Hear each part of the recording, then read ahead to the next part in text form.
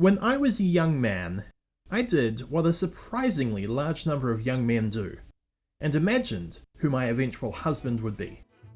What race would they be? What would they do for a living? I know, that first bit is problematic, but you know what it's like when you're young and you don't really understand what love is like. You assume you get a say in every detail. It turns out, and apologies for the mush, the head doesn't have too much say in what the heart decides. Unless it's illegal, in which case, much like zombies, you should always go for the head. But anyway, husbands.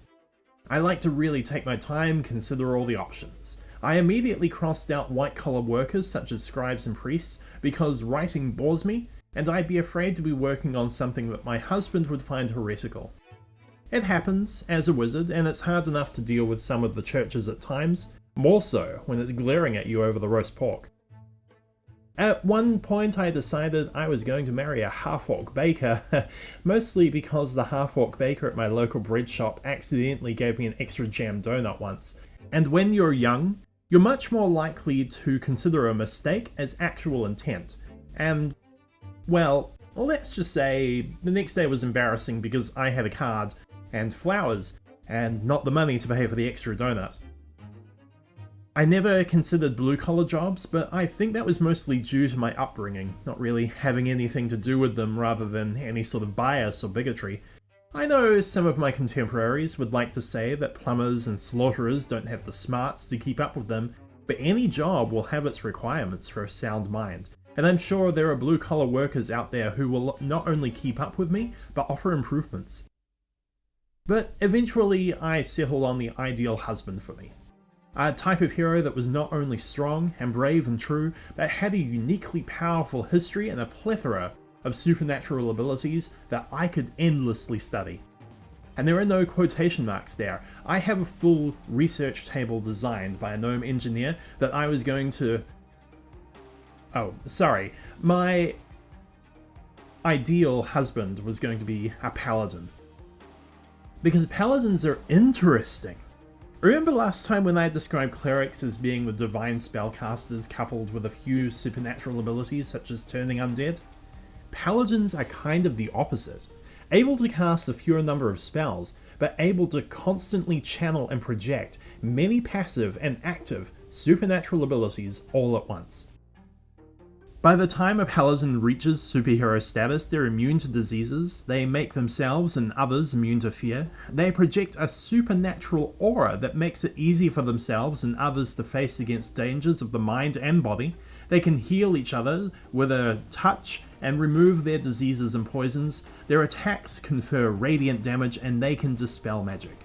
This is the stock standard paladin, I might add. What all paladins can do merely with the divine essence of faith.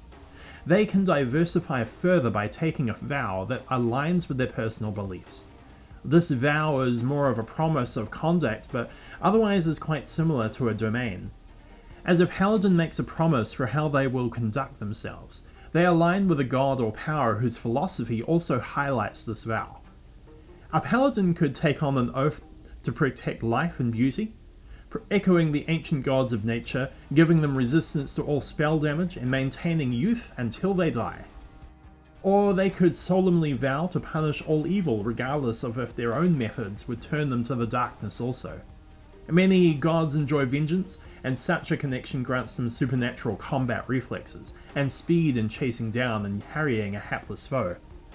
But it wasn't always this way. The abilities and powers of the paladin haven't always been this diverse, and in the distant past their options for oaths and the enactment of justice were extremely restrictive. Perhaps the gods were new to it at the time, and needed time themselves to study how to empower a mortal to heights not quite demigod, but not anymore quite mortal. Or perhaps they knew all along but were afraid of that power being used for the wrong reasons, and so bound it in contract and circumstance. No matter the reasons, let's look at paladins through the ages.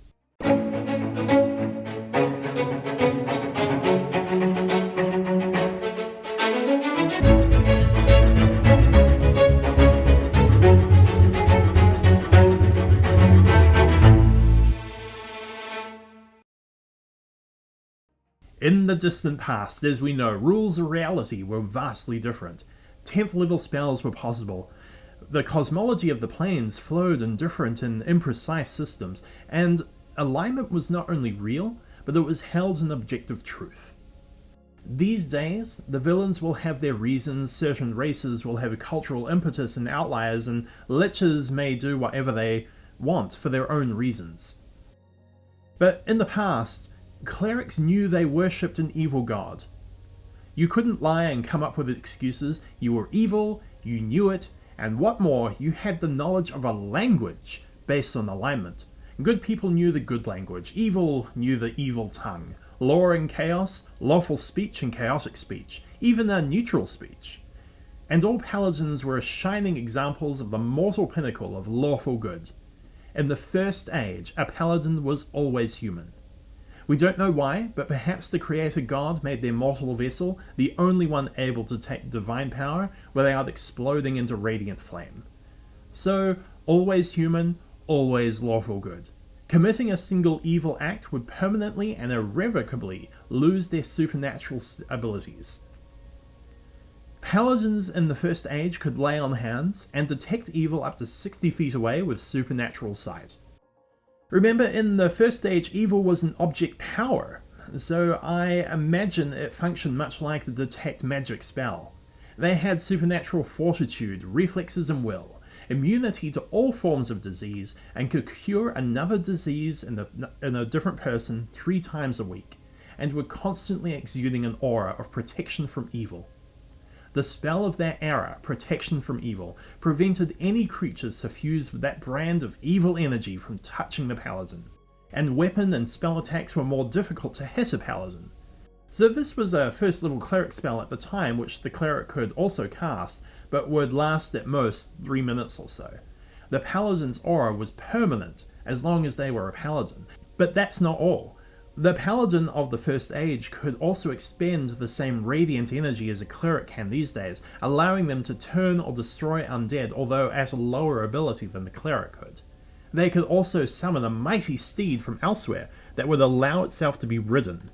This was always a large warhorse, likely from the celestial realms itself, and was intelligent to human level. One such horse was given to a paladin such that if it died, the paladin would not be able to summon another for 10 years. Paladins of considerable power also gained access to clerical spells, although these were limited. And finally, paladins could gain use of a holy sword, though this is so interesting that we're going to be devoting another different lecture to it. The following strictures always applied to paladins. First, they were limited in the magic that they could own. They could never exceed 1 suit of armor, 1 shield, 4 weapons, and any other 4 wondrous items. They will never retain wealth, keeping only sufficient treasures to support themselves in a modest manner, pay henchmen, men-at-arms, and servitors, and to construct or maintain a small castle. Excess is always given away, as is the tithe. An immediate tithe, 10% of all income, be it treasure, wages, or whatever, must be given to whatever charitable religious institution of lawful good the paladin selects. You couldn't cheat and just give it to the lawful cleric in the party? You can imagine how well that would have gone. Paladins would have henchmen of lawful good alignment and none other. They will associate only with characters or creatures of good alignment. Paladins can join a company of adventurers which contains non-evil neutrals only on a single expedition basis, and only if there is some end result which will further the cause of lawful good. If possible, paladins will take service or form an alliance with lawful good characters who are clerics or fighters. Furthermore, classism inevitably wound its way into the heart of the paladin. It was later decided that paladins must initially be of the correct social station or be sponsored by local nobility. Unearthed information also clarified that paladins were immune to fear this early on also. And why wouldn't they be? These mortals invested with a powerful energy reserved only for demigods or higher. To face the horrors of the world with strong conviction and faith unyielding, you'd likely have given up on being scared a long time ago. The Second Age came and had this to say of the paladin. This comes from a chivalric handbook. The Paladin is a noble and heroic warrior, the symbol of all that is right and true in the world. As such, he has high ideals that he must maintain at all times. Throughout legend and history, there are many heroes who could be called paladins. However, many brave and heroic soldiers have tried and failed to live up to the ideals of the paladin. It is not an easy task. Apparently not, and note the gender bias here. History has been often maintained that paladins are men, but remember that this age spawned the Red Knight, and perhaps think about that for a time. Once again, paladins could only be human, and perhaps there was less a measure of divinity within the mortal frame, but that paladins were more meant to be the exemplar class for humanity. Who knows? What was different for the paladin of the Second Age was that if a paladin committed an evil deed, they weren't irrevocably boned. They could instead beseech the church to let them undertake a quest, slay a monster, or some other act that would prove their faith, in order to let them atone for the misdeeds. I have to assume, considering mortals of any age are flawed, that gods quickly saw the recruitment numbers drop and made some hasty readjustments. A paladin of the Second Age could do a lot of what the First Age paladin could do, including the greater fortitude, disease immunity, detect evil, lay on hands, disease cure, turn undead, call a mount, and cast priest spells. However, the supernatural abilities had changed slightly. The ongoing spell aura of protection from evil now only hampered evil attacks slightly. I imagine that the can never be touched by evil creatures also flowed back the other way, and that could cause problems. Also, depending on how many paladins there are for a god, a permanent spell effect could become a significant drain on resources, even if those resources are coming from a god. A paladin's mount also no longer had to be a horse, but was intrinsically bound to the power and fate of the material plane, inasmuch as the paladin had to search physically for the mount rather than just being able to summon one from the celestial stables. Finally, once again, paladins could further enhance their powers with a holy sword, and once again we'll save that for a different lecture. The restrictions of the paladin, the use of magic items, and the anti-1% vow, all of these were enforced in the Second Age. Paladins could still only be lawful good, and had to not stray from the path of the paladin. With the Third Age came a kind of freedom for the paladin, of sorts at least. As the evil in the world grew stronger and more numerous, and out of necessity, a lot of the social barriers seen previously were taken down. Paladins of the Third Age were still limited by alignment, but now paladins no longer had to be human. A great many gods and races exulted in this, for it meant the supernatural soldier's template could be used to unify races and communities on a level as never before. This is an excerpt from a knight's code of conduct in the Third Age. The compassion to pursue good, the will to uphold law, and the power to defeat evil, these are the three weapons of the paladin. Few have the purity and devotion that it takes to walk the paladin's path, but those few are rewarded with the power to protect, to heal, and to smite. In a land of scheming wizards, unholy priests, bloodthirsty dragons, and infernal fiends, the paladin is the final hope that cannot be extinguished. Paladins take their adventures seriously and have a penchant for referring to them as quests. Even a mundane mission is, in the heart of a paladin, a personal test, an opportunity to demonstrate bravery, to develop martial skills, to learn tactics, and to find ways to do good. Still, the paladin merely comes into their own when leading a mighty campaign against evil, not when merely looting ruins. Alignment stayed a force with the Third Age, but due to the events that led to this new age, the languages of the alignments were lost. But what was gained was the connection, the force of will that tied one to the world, that empowered their destiny, that made their light stronger in the tangle of fate. Their confidence and charisma, the stronger that was, the greater the feats of supernatural strength were afforded to the paladin. A Third Age paladin had much the same abilities as a Second Age, but more beyond that also. Once per day, the paladin could attempt to smite the wicked, allowing the confidence they had in the path to better aim the strike, and their personal growth and connection to their god to unleash a greater burst of damage. As they grew in power, so did the number of uses grow. Before the Third Age, the Landhand's wellspring was the font of healing power, with the intent being on healing only, with the updated cosmological ties and the intent of this age being more warlike. That healing font of power was upgraded to pure positive energy. As such, the healing touch could become an attack against undead. A paladin's immunity to fear also extended to her companions, albeit in a lesser form that bolstered courage, rather than banished fear. A paladin must be of lawful good alignment and loses all class abilities if she ever willingly commits an evil act.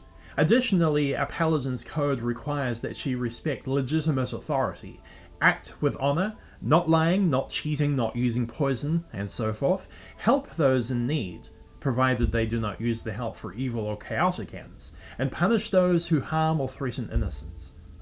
While she may adventure with characters of any good or neutral alignment, a paladin would never knowingly associate with evil creatures, nor will she continue in association with someone who consistently offends her moral code. A paladin may accept only henchmen, followers, or cohorts who are lawful good. A special mention should also be made here to the spells of a paladin. Many were still the same as on the clerical spell list, but there were a few specially crafted by gods and given to the divine fighter class.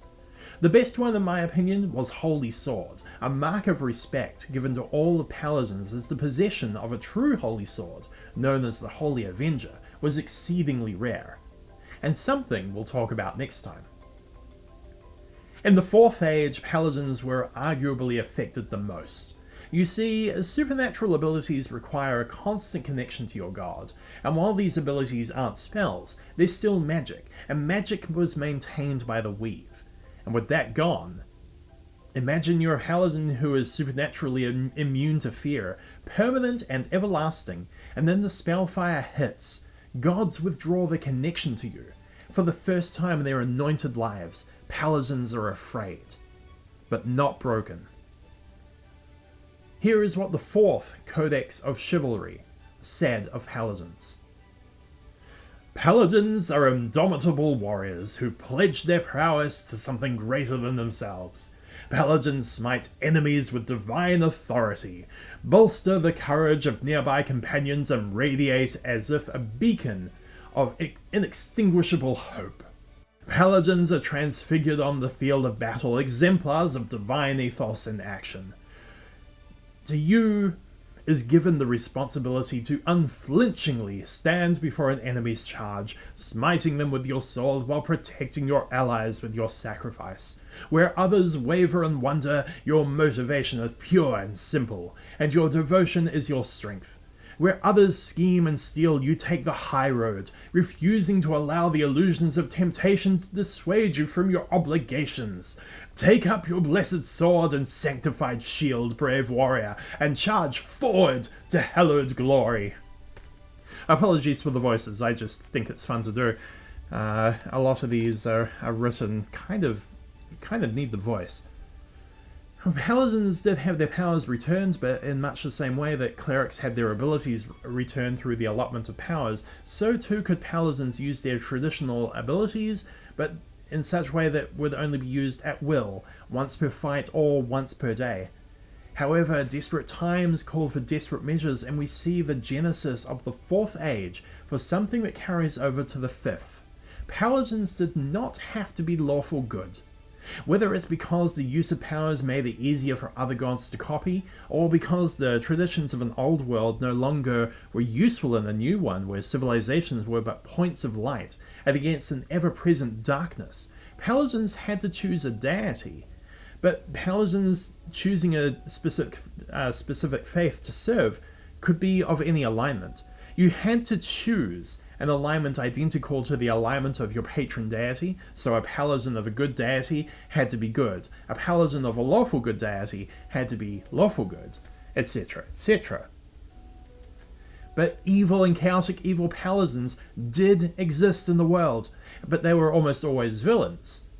almost always. The majority of the supernatural abilities afforded a 4th Age Paladin came later, when they'd grown into their powers a bit and could specialise. These were varied by limited amounts. For example, the Astral Weapon path allowed you to empower your weapon with Divine Essence from the Astral Sea, once again hinting at the traditional Holy Sword that we're definitely talking about next time. A Champion of Order could flash with Radiant Light to dazzle their foe, and their attacks ignored the resistances of elementals and demons. A Justiciar, an embodiment of justice, was granted the traditional aura of fearlessness and indomitability to their allies, just as from the times of old, and the Hospitaller Knight could automagically heal anyone who was subject to an attack from a marked foe. The 4th Age marked a radical turning point for the Paladin, indeed all of the classes. It laid an emphasis not on being an exemplar of mortals, but on being someone who could protect others so that they could kill the monster as quickly as possible. It also highlighted the fact that any god could give Paladins their powers. The monopoly had been broken, and with the breaking came choice. Mortals no longer had to follow a specific code. Now they could truly follow the code of their hearts and souls. In my opinion, this was the greatest gift that the 4th Age could impart to us. We learned that we could still have the abilities of previous ages, and that power didn't corrupt us. We could still choose to be heroes, without the heavy hand of a god to guide us. And most of us did. In the 5th Age, the supernatural abilities have returned as we've seen above. The oaths currently discovered and available to Paladins are the Oath of Devotion, which is considered to be the closest of the Paladins of old, highlighting honesty, courage, compassion, honour and duty. This oath provides the traditional link to the holy weapon, which can be imbued to your own weapon for a limited time, and is something that we're going to talk about next time. It also provides the turning of undead, and brings a surprise return to the ongoing protection from evil auras. Bit of a misspeak there. It brings a surprise return to the ongoing protection from evil aura. Oath of the Ancients. We talked about this before, as well as Oath of Vengeance. These 3 oaths, Devotion, Ancients, Vengeance, were the first such oaths to be advised through divine knowledge. The ones that came later were the Oath of Conquest, said to be an oath with ties to Bane and other evil deities, although Paladins of Arathis and neutral gods of strength or war are proponents of this one as well. Unlike other Paladins, the Oath of Redemption emphasizes non-violent options. Paladins can still be trained in use of weapons, because sadly peace is not always applicable, but our societies are starting to challenge the ingrained belief of evil versus good, and I welcome these divine mediators that could show us a better way to live together in the future. Oath of the Crown is duty to one's country, duty to one's ruler, allowing yourself to be the foundation for another's great calling or destiny. Oath of Glory is somewhat the opposite, granting powers that exemplify the great destiny that you were born to shape. And finally, there's the Oathbreaker. Unlike previous ages, a paladin does not necessarily lose their full complement of abilities. Sure, they probably can't keep their original oath, but being immortal with a clear destiny means that they gain the attention of other, darker entities, which would see an Oathbreaker's presence in the world should continue to be felt. An Oathbreaker is a paladin who breaks his or her sacred oaths to pursue some dark ambition or serve an evil power. Whatever light burned in the paladin's heart has been extinguished. Only darkness remains. If this reminds anyone of the Blackguard and Anti-Paladin, then well done, you've done your research. This lecture, however, isn't the best place for that, and we're running over long already, and we'll be talking about evil clerics and paladins more fully down the line. Coming up next, I may have mentioned it previously, but we'll be talking about a certain magical item specifically made for paladins. The Holy Sword is not made out of shining light, as the stories may tell you, but it is a powerful magical item that perhaps may need its own lesson in diversity. Until next time, stay safe, stay well, continue your studies, and to be continued.